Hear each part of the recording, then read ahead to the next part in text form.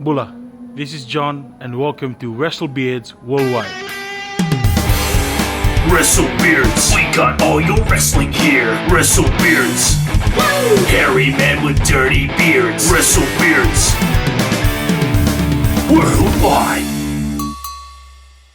How's it going, everyone? This is WrestleBeards Worldwide, episode 10. We've brought in the big guns, the Stinger, and Arn Anderson to host the show today. No, I'm not Sting. In fact, it's just old Shrek. How's it going, fellas and fellettes? And Luke, how you doing, mate?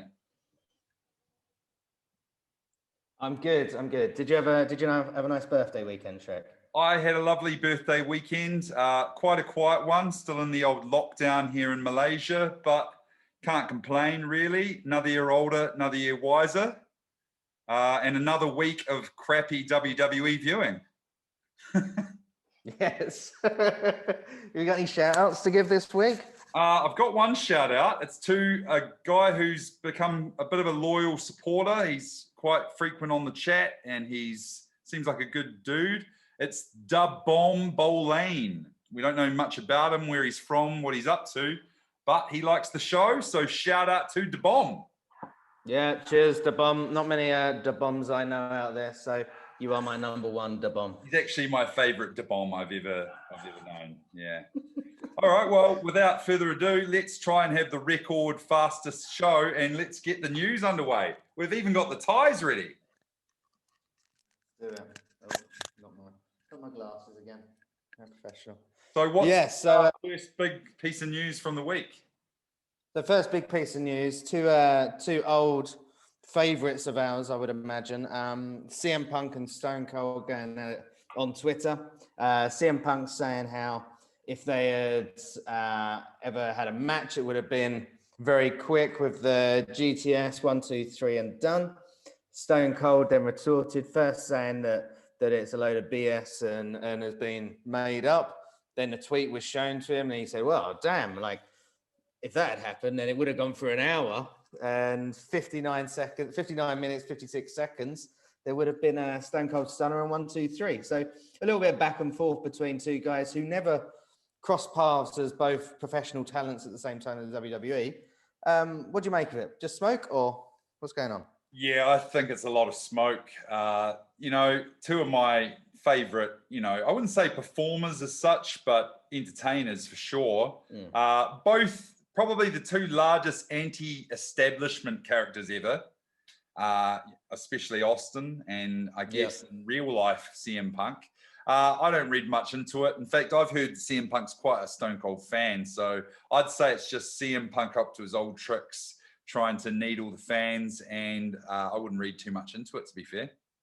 Yeah, I should have spoken to you last week when I was reading a lot into it and wasting many hours of my day. I'd like to see him come back, but I can't imagine he would. Moving on to the next piece of news. Obviously, we had the couple of guys that lost their place in the WWE and were fired. Same week, WWE announced a record year in profits. But it's been announced last week that they're freezing all employee promotions and pay increases for the foreseeable future. So the WWE is making so much money. It's reported that they're making the majority of their money from like YouTube and the social media channels and the networks like that. WWE Network is very low. The sponsorship is very low. But they're making more and more money, but they're not giving anything extra to their employees. So I read it and I was a bit knocked off by it. I was like, what's this? This is crazy. Yeah, it's a pretty crappy scenario when they're letting go of people and not even allowing them to work elsewhere in the middle of a pandemic while there's no financial crisis on the actual company itself. It just leads me to think Sarah Logan must have been on a hell of a contract. She might have been on like a 10 million a year contract. When they let her go, now the floodgates have opened. No, I don't think so. It's just crappy. But I mean, one thing I've always learned and have come to know is that the big giants of this world do crappy things to be at the top. That's why they are where they are. Like we might not like their decisions, but that's why they're the #1 wrestling show. That's why they're one of the biggest companies in the world, because they do crappy things. And they don't mind doing that because that's what puts them a foot above the rest. So Well, how many people are there to take these employees' places? Like the queue will be a mile long, right? Yeah. Like you don't want to work for us, then we'll find someone else. I just think it's certainly releasing a press release about it. I think it's really poor form, and certainly when they've made so much money. The next and last one is one of my countrymen, Anthony Joshua, has come out in the media this week expressing his intentions to join the WWE after his boxing career is done. Now, we've seen a couple of transitions. I don't really recall any boxer of Anthony Joshua's stature coming across to the WWE and being successful. I don't actually remember or recall that ever happening. Mark Mero was a boxer before, but was never big. What about Mayweather? Anyone else? Mayweather? Well, Mayweather came and did it. Anthony Joshua was talking about doing it as a profession. Oh, you mean doing it as a wrestler? Crossover? Yeah. Well, I mean, I don't know if it's strictly boxing. I think, I have no clue. Like, Mark Mero is the only one, and obviously Baron Corbin was Golden Gloves champion back in the day, or whatever they say about him. Wade Barrett also was a boxer, wasn't he? Was he? Yeah, I didn't know that. He was a So there have been a few. Like your memory on these niche subjects are usually stronger than mine. So I thought if I said one, you would just rung off a long list to me. I wouldn't be surprised. I think Dr. Death Steve Williams was a boxer as well. Yes, for the Brawl for All.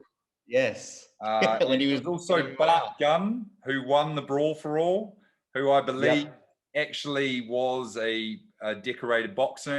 And if I'm not mistaken, there's a boxer in AEW right now called Anthony Ogogo, something like that. And there is. Yes, Anthony Ogogo. In a circle originally, but they went with Jake Hager. But I believe he might have been a boxer at some stage.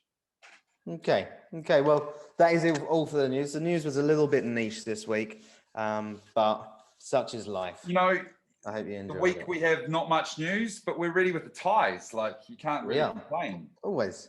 Well, we'll get kick-started into our next segment, which is, it seems like a long time ago now, because it was. In fact, Raw is tomorrow, but we may as well look back and reminisce on the Raw takeaways from last week. The first one I've got here is the opener. Normally, the opener is a big takeaway for me, so I normally keep the opener. Started with, here comes the money. Here comes the money. Money, money, money, money. Shane O'Mac is back on Raw. And I'm like, all right. Last time he made his big comeback, he fought The Undertaker. That was literally the last time he made a comeback. And he's been gone a while. Hasn't been seen since Raw Underground. What a legendary moment that was. So he joins Adam Pearce in the ring. And they're there to announce that the Elimination Chamber main event for Raw will be Drew defending his title against a chamber of former WWE and world champions. So that's exciting. The combatants that they announced, they've got Randy Orton. So we love to see that because we haven't seen Drew versus Orton enough.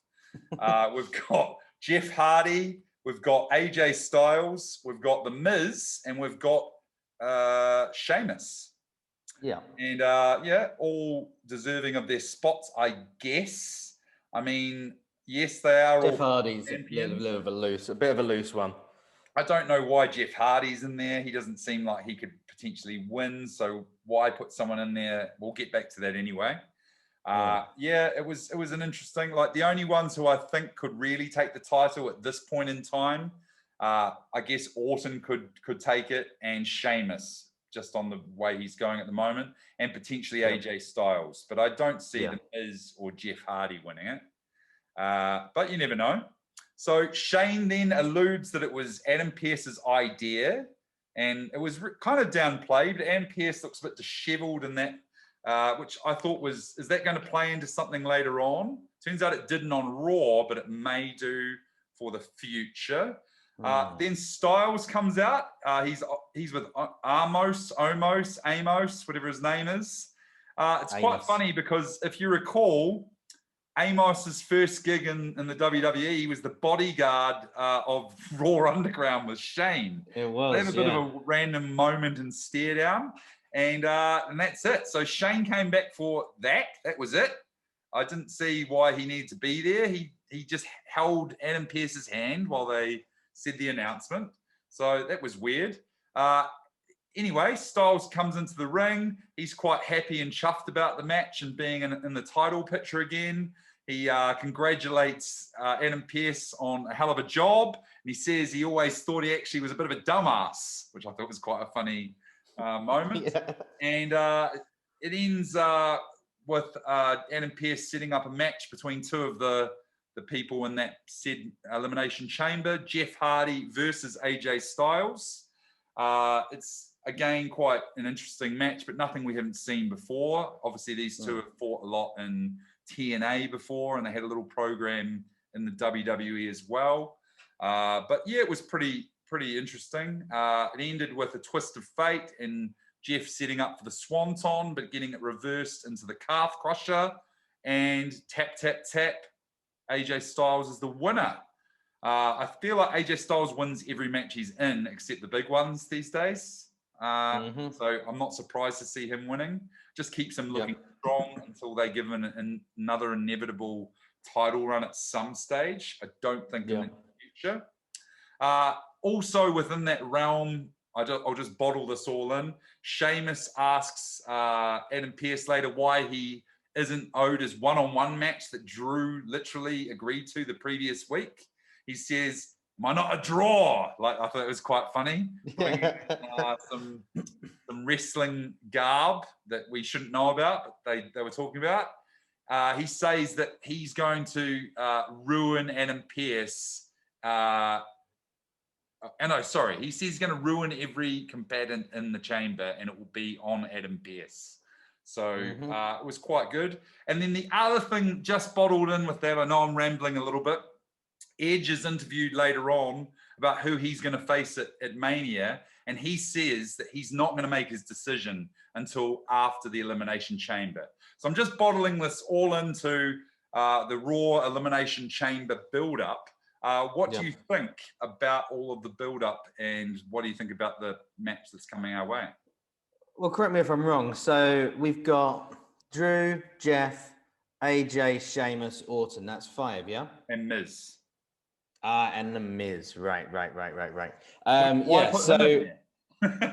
he's the Money in the Bank winner. This is a confusing thing. The main talking point is Shane McMahon coming back. I don't by any chance think that it's just a coincidence that WrestleMania is around the corner. Shane McMahon is going to be in a match, I think. If they're angling a Shane McMahon Adam Pearce match, then I'm not, just to build up to it, I'm not really too interested in. If they're potentially, what I think might happen is the Miz might not be in the match, and Shane McMahon will enter himself into the match as the best in the world. Well, actually, funny you should say that, because I've just heard an echo of a rumor today that Jeff Hardy got injured in the match with AJ Styles. So he might be in doubt. Yes, his knee, right? There we go. Yeah. So this is where I think it's leading, because didn't Shane McMahon and Drew McIntyre Drew McIntyre was like his bodyguard or his security guard way back when, right? So I think it's then going to turn out to Shane McMahon. I think it could end up being Shane McMahon versus Drew McIntyre for a title some way down the line. I hope not. I think that could be happening. So that was my thing. The one other thing from that segment I didn't mention was that when Edge was talking about waiting till the chamber outcome, Miz interrupted, and the burn of the century was when Edge says to the Miz, I used to, worry about, and I was content with being awesome, but that was 20 years ago. It's just like Edge, he became so much more relevant in that moment, and Miz looked like just a schnub, it was awesome. But okay, well, that was our first segment that I thought was a good takeaway. The other big takeaway, I can't believe I'm mentioning Riddle so many weeks in a row, but I am kind of intrigued by the storyline at the moment. So Riddle and Lee are having a friendly bit of banter backstage. Obviously, they were in NXT together. They've never really crossed paths in a bad way. So they must be bros, essentially. Turns out that Lee wants a shot at that US title, though. He's floundering a bit, so I guess you may as well go for a title, mate. So he says that, I love his voice. It's so debonair, isn't it? And deep. He's like, I could probably battle and beat Bobby Lashley. I can't do it. And then I could probably beat you too, Riddle. I don't know how he does it. And so the match is announced for later on night that Riddle and Big Lee will fight, which, seems random considering there's heaps of heels on the show that they could be taking on, like Retribution or otherwise. Yeah. Anyway, Lee and Riddle takes place. It's a big man match. They're both pretty decent big fellas, getting all their stuff in. But, it's one of those competitive matches rather than anything of malice, showing both of the guys' best work. Ends with a floating bro, a kick out from Lee, leading to a spirit bomb. 1, 2, 3. Lee is the winner. But wait, here comes Lashley with the beatdown. He's not happy. He's not happy that these guys are talking about his title, his baby. So he gives a bit of a beatdown to Riddle. He puts him in the hurt lock. Lee comes for the save, but then he gets tackled into the corner, and then the stairs come out, and he's getting beaten in the face with those. It's quite brutal, actually. It's announced later in the show that these three are going to have a triple threat for the US title at Elimination Chamber. So what do you think about this match? Yeah, I'm excited for this match. I can't see them taking the title off Lashley just yet, but maybe it sets up a bigger package between Lee and Lashley moving into to WrestleMania, which I think will be good, and then Lee's first title on the main roster. I think this is the best route for Lee to go as well. Kind of similar to how he did it with NXT. He first got the North American title, then went and got the NXT title. I think he needs to build his brand, build his name a bit more. I like the match. I'm actually warming to Riddle a little bit. I don't like his promo stuff, but his in-ring stuff, I'm kind of warming to a little bit. Thing about some characters in wrestling, like if they are so comedic and gimmicky, they have a ceiling that they can never break. Like Santino Marella, my favorite Rumble nearly winner. Like that guy is talented, is great, is funny, is good a wrestler as he could be. That guy was never going to be the WWE champion or the biggest guy in the company. I feel like Riddle is just one of those kinds of guys, I feel like he's going to need an entire character change to have that, because as the bro, whatever he calls himself, he's not. He's like, he may as well just be like Stoner. Like that's kind of all it is. Cross between Zack Ryder and Rob Van Dam. Yeah, he is. The child of my point was him and Lee together. They actually did some good stuff. I like the match.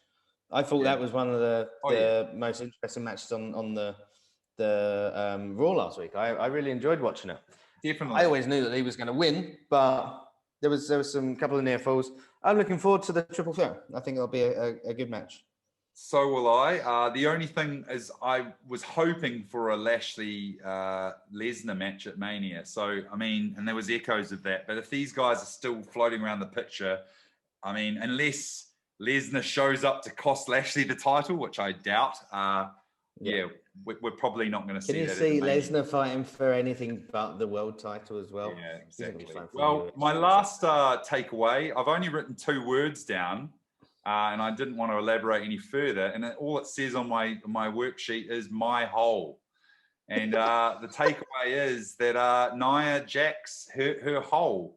And it was trending worldwide after that. She did a leg drop on the outskirts of the ring on Lana in their tables match. She caught her butthole on the edge and she hurt her hole. it ended up in Lana actually throwing her through the table, which I assume is the end of the feud.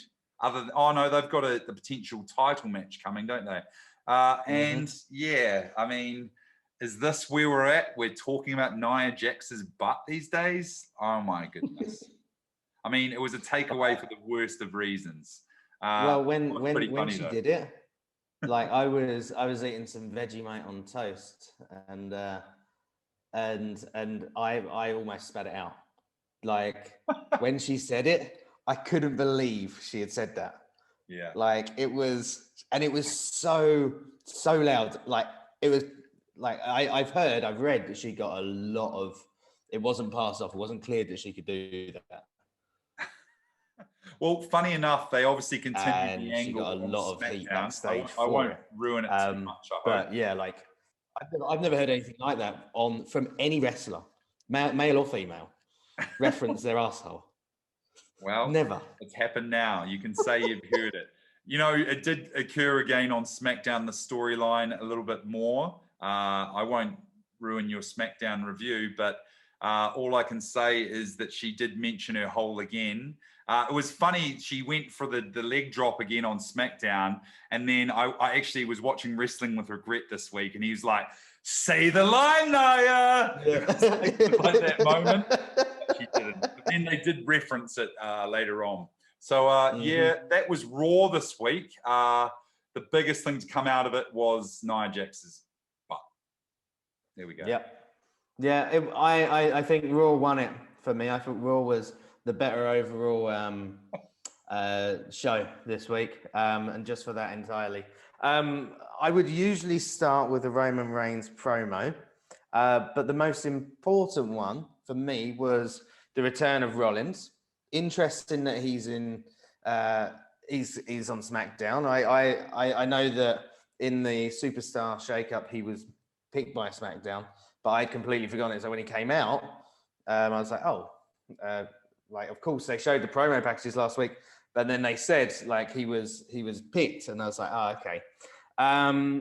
Comes out, talks about how he became a father, but the weird thing was, all the wrestlers were like around the ring, like as if he was there to give a sermon. And I didn't understand this, so he got on with it, and he's talking about like how his daughter has changed his perspective on things, and he came out to the Burn It Down soundtrack, which got you thinking maybe he's going back to old Rollins, but he's still got the one black glove on and wearing his full leather suit, and then he says how SmackDown needs a great leader. So my first takeaway from that is they're setting something up between the Messiah, Seth Rollins, and the Tribal Chief, Roman Reigns, which I'm extremely excited about. But that was the only reference to Roman Reigns. Roman Reigns was the only wrestler not out there. And then told like people to stay with him if they wanted to. And everyone left apart from Cesaro. And Cesaro was there, and he said, I knew that you would stay with me. I knew I could trust you. And Cesaro's shaking his head at ringside and goes to walk away, and Rollins chases after him and attacks him. The officials come out, try to stop him, and he keeps the beat down on. And the one person that comes to help him, to save him, is Daniel Bryan. Now, a couple of weeks ago, I don't know if you remember, but I said that potentially they're setting up a Daniel Bryan-Rollins feud because Rollins was the person that eliminated Bryan at the Rumble. So, firstly, what's your thoughts on the promo? And secondly, what are your thoughts on moving forward? Are we going to go into a feud with Cesaro, or are we going to go into a feud with Daniel Bryan?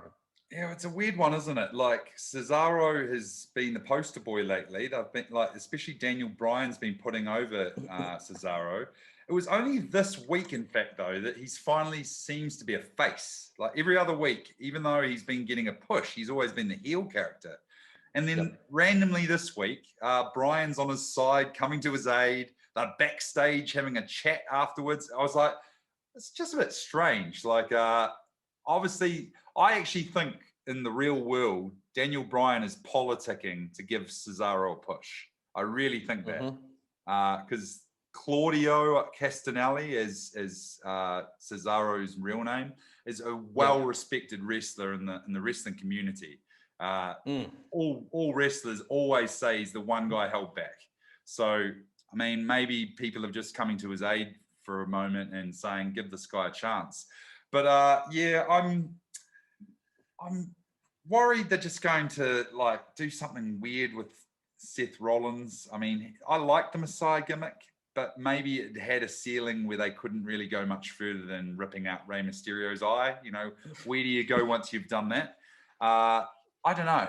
I would have liked to have seen Rollins almost start recruiting more people. Like he had Murphy, he had that guy from NXT for a while. Can't remember his name. No, I can't. Yeah, that guy. He had a few guys for a while, and it was starting to look cool. Like he had this like motley crew of losers. I really thought they missed the boat in not getting Dominic Mysterio into that group. Yep. Yeah, but that said, yeah, I wouldn't mind seeing Daniel Bryan, Seth Rollins, but it just doesn't seem like it has any traction without a title involved. I don't know. They're not big enough to have a full feud without something there that needs to be there. Yeah, no, I agree. I would prefer to see Daniel Bryan, Rollins. I think with either guy, they'll get to showcase how good a wrestler Rollins is, which he wasn't really able to do with these matches with the Mysterios. I would like to see him with Cesaro as well, because again, I agree with you. Cesaro needs this push, but there is no way Cesaro is going over Seth Rollins in a feud. No way. That's just not going to happen. Cesaro the next bit on a new kind of character or something. He does. The next bit is to our tribal chief, is to Roman Reigns at the beginning. So I haven't followed the chain because I just wanted to, as I said, get the Seth Rollins stuff out of the way. But again, Roman Reigns came out, and again we had Adam Pearce on the show. Adam Pearce making Elimination Chamber matches and said there will be the Universal Championship match held inside Elimination Chamber, and Reigns said he would only defend the pay-per-view, defend the title at the pay-per-view, but it won't be inside the chamber. So again, beginning to show these cracks of his character and these worries. Pearce confirmed the next two, other than Reigns, who would be in the chamber, and it's going to be Jey Uso and Kevin Owens, also going to be alongside Reigns in the chamber. And there will be some matches to follow to decide on the next participants. So 2 title matches, Elimination Chamber, both in Elimination Chamber matches. Are you excited about that? Yeah, I like the sort of the ripple in this match, how it's not really on the line until post-match. Like Reigns is, he's like, I'm not defending it against 5 other guys. I'm only going to defend it against the winner of those 6 guys. And I was like, that's cool. And, he's got a plan. Like, I wouldn't be surprised if, like, Jey Uso, like, is the last man, for example, and he lays down in the ring for Roman. Or I wouldn't be surprised if, like, he has someone else in his pocket. Like, I mean, WWE have been known to just swerve us. What if, like, Kevin Owens lays down at the end of the match and lets Roman pin him? And it's like, what? And it's because of, he's got to give money to his family. And I think he's done that before, Kevin Owens, isn't he? You never know. I like it. I mean, whoever wins the Elimination Chamber is not winning the title. I'll say that. Roman is walking out with that title that night. Oh, yes, 100%. I think there's more chance of the title changing hands in the Raw main event than the SmackDown main event. Roman is 100%. I think there might be, it'll be next week in the Elimination Chamber where we find out from Edge that he's going to be facing Roman. And Edge leaves Roman laying in the Elimination Chamber and Edge standing tall. That's what I can see happening. What was interesting is Edge wasn't there. Roman did speak about Edge, saying he's going to put him into retirement again. The usual spiel, but still showing this this anger towards not knowing, which I'm really liking. Like, I'm not liking not knowing myself, but the way that Roman is reacting with it, I think is great. It seems to be forgotten by Finn Balor and by Drew McIntyre, but Roman Reigns is really getting to him. The last one, the reason I put it in is because it links to the Elimination Chamber, and we had a tag match between Sami Zayn and Corbin versus Rey Mysterio and Dominic Mysterio. It wasn't a great match, but it ended with Sami Zayn and King Corbin winning, and so they got entered into the Elimination Chamber. So they're both going to be in there as well. So it's an Elimination Chamber of 4 heels versus 1 face currently. Yeah. So I'm not going to ask you anything about that, but who do you think is going to be the last person to be in the Elimination Chamber? Considering that Daniel Bryan and Cesaro look like they're locked up with Rollins, Nakamura is with Big E at the moment. Who do you think is going to be the last I actually think, didn't Cesaro and Bryan actually win a spot in the chamber as well? I thought that they won their chance beating Rude and Ziggler, if I'm not mistaken. Oh, yeah? Oh, that may be a mistake by me. I thought it was just this one match that... No, I think they might have won their spot in the chamber as well, if I'm not mistaken, but I could be wrong as well. But that said, yeah, I actually, we'll go through the picks for that later in the week, but yeah, I don't want to give too much away. I got a title to retain, boy. I'm looking for some sneaky picks. Yeah, SmackDown. Yeah, do you want to lead on to that? Yeah, wasn't it? It was a rubbish one. Like I watched it a little bit later in the day. But yeah, I was just really, it has been good recently. And so when you get one that's a bit flat, it's not an easy enjoyable 2-hour watch. Oh, well, we've got Elimination Chamber next week. We've got 2 shows before then, a Raw and a SmackDown. And I guess you never know what might happen in a week's time. But we're obviously going to give our predictions next weekend and looking forward to that. This one's come around quickly. Okay, well... very quickly. Yeah, well, moving on, we've got our favourite segment. It's definitely DeBomb's favourite segment. He's been going on about it a lot. It's the WrestleBeards Top 3, where Luke and myself, we go back and forth on a particular topic. We count down our 3, 2, 1, and it's just for banter's sake, really, but it's quite fun to do. So this week, we decided we'd look at something a little abstract. We'd look at our top 3 wrestlers, deserving wrestlers, who've never been the world champion in WWE. So they may have held titles before. They may have even been a world title holder outside of WWE in TNA or Ring of Honor or something like that. But we're talking about strictly in WWE and their tenure. So yeah, there's plenty of guys who could be on these lists. And, you know, it was a hard one for me, actually. But why don't you kick us off with your number 3 pick, Luke? Yeah, this was a tough one, but just one from my childhood, and we've spoken about him and what he's doing now in AEW. It's Jake Roberts, Jake the Snake. He was never in the title picture either, really. I don't ever recall him being like in any big main events. But what a character! What a an iconic character. I think as a champion, if he had been in the WWE a little bit longer than how he was, I think he probably would have got the belt. Maybe late 90s, but obviously he left the company around about 95, 96, I believe. And yeah, never just got the opportunity, but somebody who 25 years later is still in the business, loves and lives and breathes for the business. It's a shame that he's never had the opportunity to wear the belt. Yeah, no, I agree with that one. He actually got a short arm clothesline in on AEW this week, so he got a little bit of action in the ring this week. Yeah, he did. Yeah, I agree. It was weird. Like, he was one of the most over guys in his time as well. But I think he was just in that era where Hulk Hogan held the stronghold on the federation, and he never got a shot, which was a bit weird. He was always, you know, fighting the likes of Coco Beware and Hacksaw Jim Duggan and people like that. But I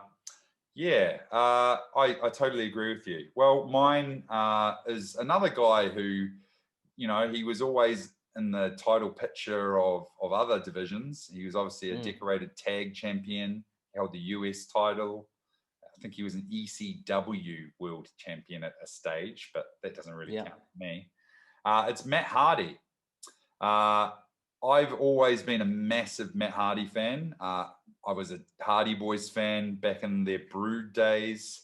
I loved when Matt Hardy and Kane had their little feud, and then Edge over Lita, and it was just so like real life meets wrestling. I was like, what is going on here?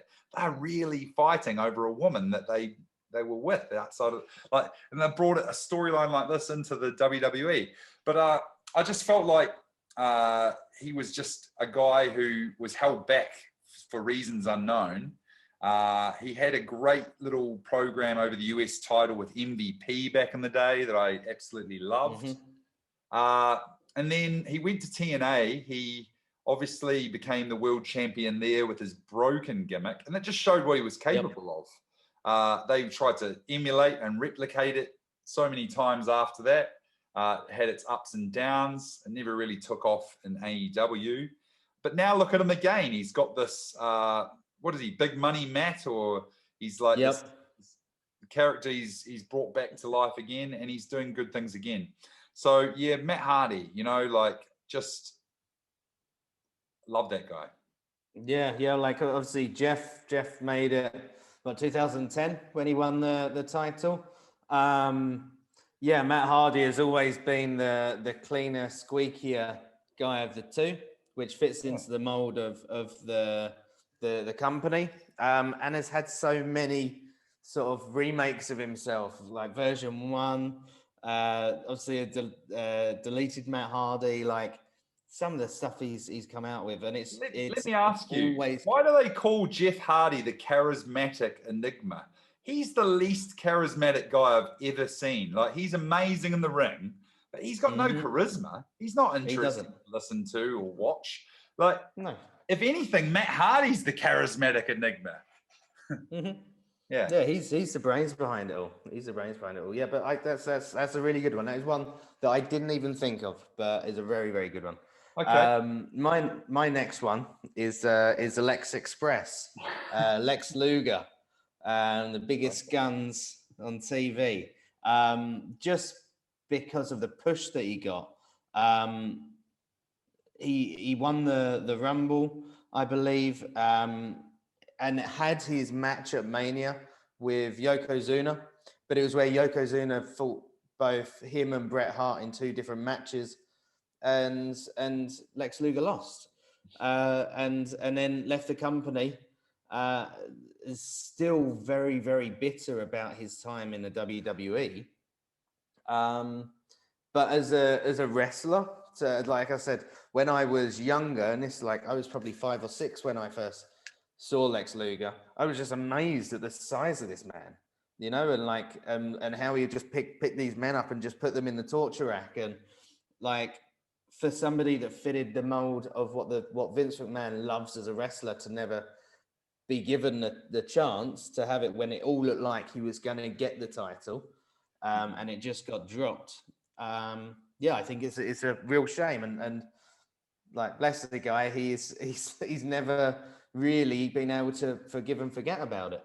If I'm not mistaken, Lex Luger did a Matt Dunning in wrestling. I don't know if you know what doing a Matt Dunning is. I'll explain. This is 2 parts very quickly. So Lex Luger had a title program at one stage. It may have been against Yokozuna, but not at WrestleMania, another time. And the only thing was that he could not let the match be won by a DQ or a count-out finish. And he let it get won by a DQ or count-out finish. So he didn't win the title, but he won the match. And he was celebrating in the ring with ticker tape coming down like he'd won the whole damn show, but he blew it because he didn't win the title. And that's called a Matt Dunning, because Matt Dunning was an Australian rugby player. And at the final whistle in a big rugby match, he was a prop, by the way. Props should never kick the ball. He did a drop goal at the posts and nailed it and got a drop goal. But it was game over and they lost by 2 points. So they needed to actually get the try in order to progress and go to the semi-finals. But he drop goaled the ball. And so doing a Matt Dunning. There you go. Oh, that's interesting. Oh, I like that. Yeah, so I'd heard something of that kind, but when you said Matt Dunning, I didn't know anything about that. So good bit of knowledge that. Go on, what's yours? Well, my number 2, he's one of your boys, actually. He's a fellow Brit. It's Wade Barrett. You're either Nexus or you're against us. I've got to say, not the way it turned out, but as far as storylines go, I'd say the Nexus storyline was one of the most captivating, edge of your seat, interesting storylines I've ever known in the history of WWE. The fact that these castaway NXT guys came in, they caused havoc. They were the original Retribution with with a purpose, and it was amazing. And they were shooting a rocket with Wade Barrett to the moon. But then there was Big Match Cena, Big Match John, and he was politicking. He didn't want to lose his place. He didn't want to lose his belt. So Wade Barrett never got the chance to be the champion. And it was shocking, actually, because there was no reason why he shouldn't have. It would have been awesome. He would have been the first British champion. We've had one now, but he would have been your first English champion anyway. There's never been one of them. And I just thought it was a wasted opportunity. He then went into the mid-card for a long time. He was Bad News Barrett, and he was part of that weird group of foreign heels with, Alberto Del Rio and so forth. And Alberto Del Rio, quit the company. He has come back since. He's a commentator now with NXT, and I'm loving that, actually. But I don't think he's ever going to get back into it. Well, you never know. What do you think? Well, I'll give it in 2 parts to you then. So, firstly, the Wade Barrett stuff, the Nexus stuff. I was actually thinking about that the other day when I heard this second piece of gossip, this news. Do you remember that Raw when they invaded and just tore up the ring, just tore it to shreds, and like they looked brilliant, and then lo and behold, SummerSlam came and John Cena beat all of them, and like they were never the same again. Yeah. I was never really a big fan of Wade Barrett, other than when he was on the mic. His promo skills were brilliant. As a wrestler, I was kind of, take it or leave it. But as a promo, he was really good. And his finisher, I thought, was really good as well. What was the big punch he used to do? The cowbell or something he used to call it. But yeah, that was good. I have heard some news is that the Nexus are going to return at WrestleMania 37. Wow. Okay. This was actually released last year by your mate Ryback, who was also part of Nexus, by saying that they were going to return at 36, but only for fan access. So they were going to be there. Wade Barrett was sorting it all out. They were going to be there. Now there's talk they're going to be at WrestleMania 37 because it's been the first event with fans in the last 12 or more months, 13 months. So that's going to be the big surprise. And this was announced by not Ryback, but one of the other salty Nexus members who are no longer part of the company, announced it to PW Insider. So what are your thoughts? Do you reckon that could be interesting? I wouldn't mind seeing that. In fact, the only thing that I'd be really happy with, this is what it would be. It would be some bunch of that school of 24/7 jobbers are running around, and then the Retribution come out and they're like, we are the badasses of the company. They beat down and they're standing there, and then Nexus's music hits and they're like, nah, you're not. They come out, they kill Retribution finally, And then, I don't know, NWO's music hit and they come down and they get rid of Nexus. Right. Okay. Game over. And then John Cena comes and beats them all. That's it. Okay. Right. Okay. Well, who's your number one? Well, my number one pick is, again, one of my guys. Not the best wrestler, but just because of what he did for British wrestling and for the WWE, of sort of polarizing it, was Davey Boy Smith, the British Bulldog, back in the 90s. During his first run, his second run, the forgotten one, with his short hair and jeans and sort of do-rag t-shirt that he used to wear. But when he used to have the sort of the tails coming off his armbands and running through the crowd, when he fought against Bret Hart at SummerSlam at Wembley Stadium in London. I can't understand why they didn't put it on the British Bulldog just for, I don't know, a month or two, because he really polarized the WWE in Britain at the time. Like, everyone in the UK loved the British Bulldog, like he was Hulk Hogan. And like the biggest pay-per-view at the time was that SummerSlam at Wembley Stadium. So yeah, like, wasn't the best worker, but for what he did for the company and what he did for wrestling as a whole, I think British Bulldog should have had one championship reign. Yeah, I agree. I can't believe they never put the belt on him, but I did know that he had a lot of substance abuse issues, so it could have been something to do with that. He was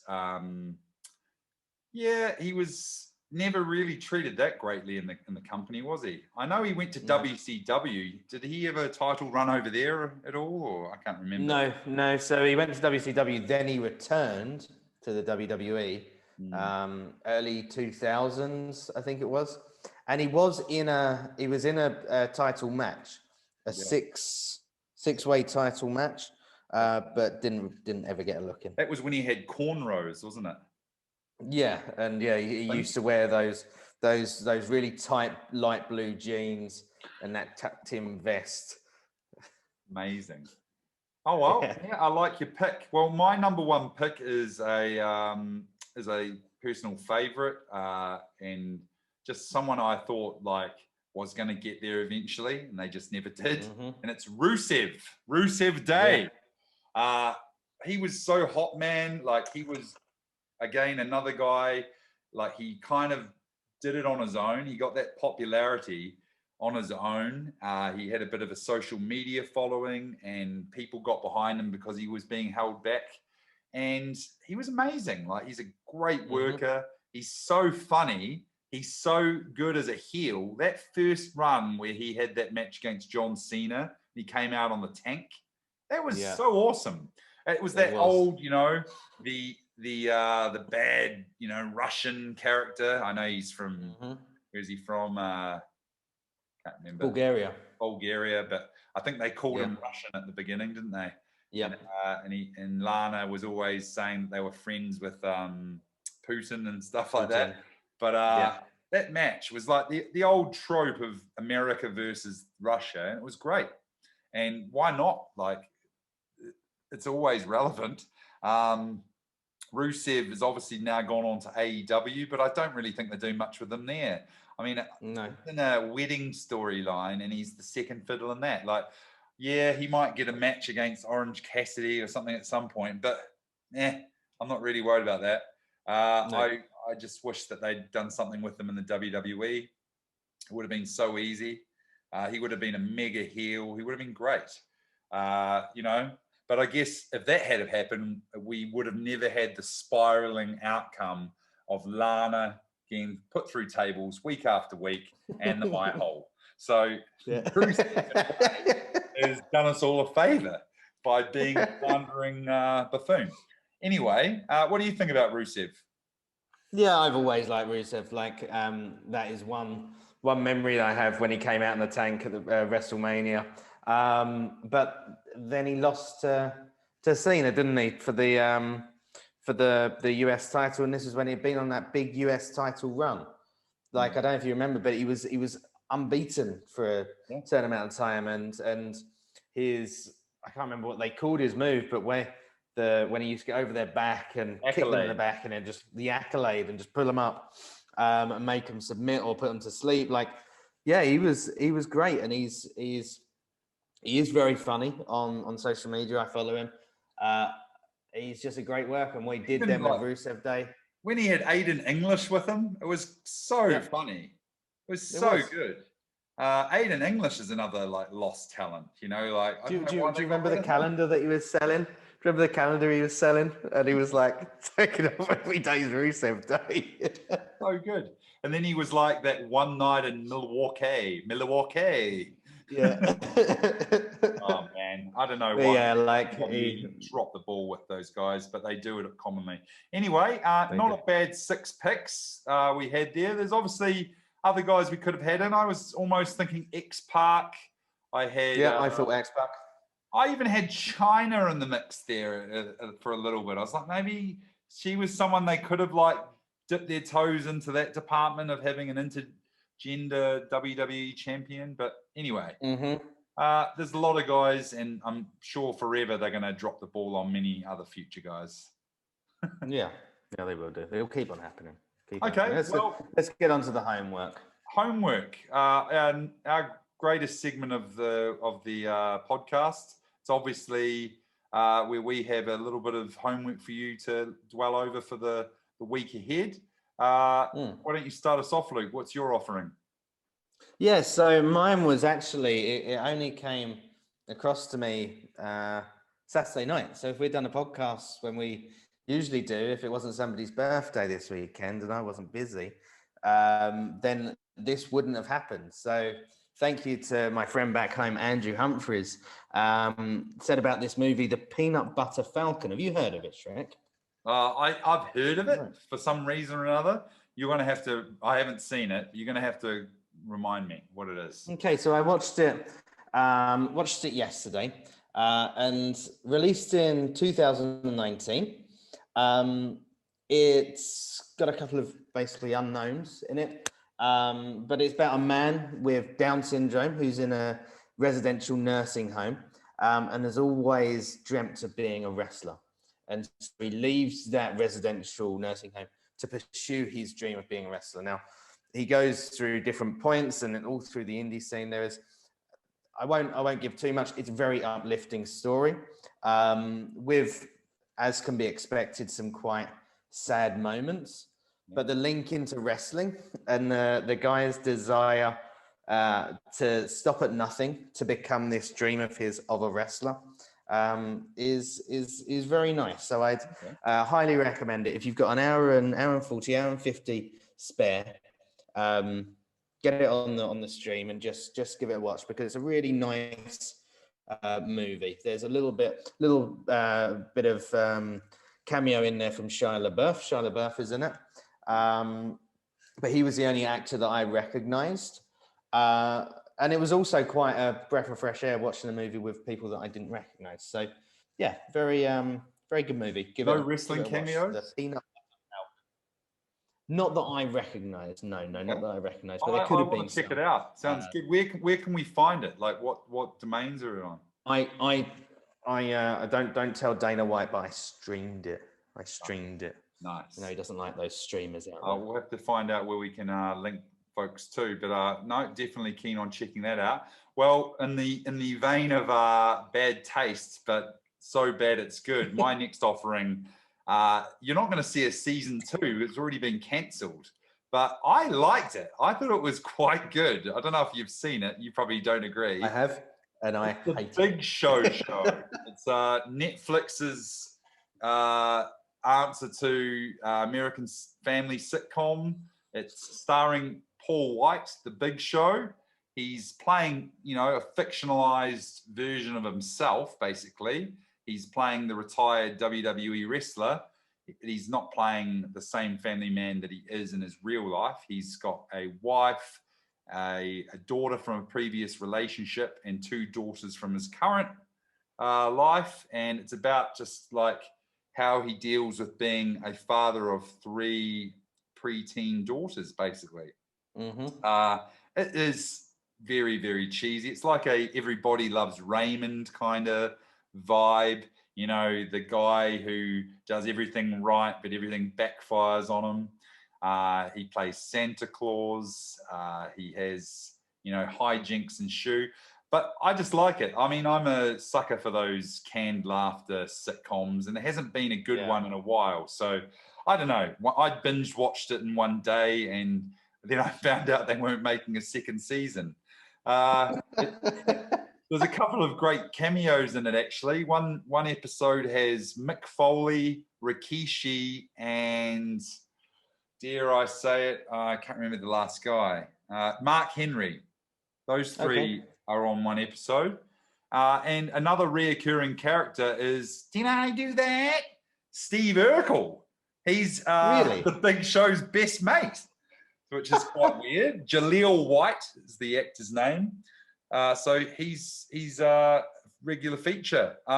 Yeah, don't expect big things. Don't have high hopes. But if you want just something to watch mindless television, check out the Big Show show. Mm-hmm. So that's it. Episode 10 in the bag. We are no longer in single digits.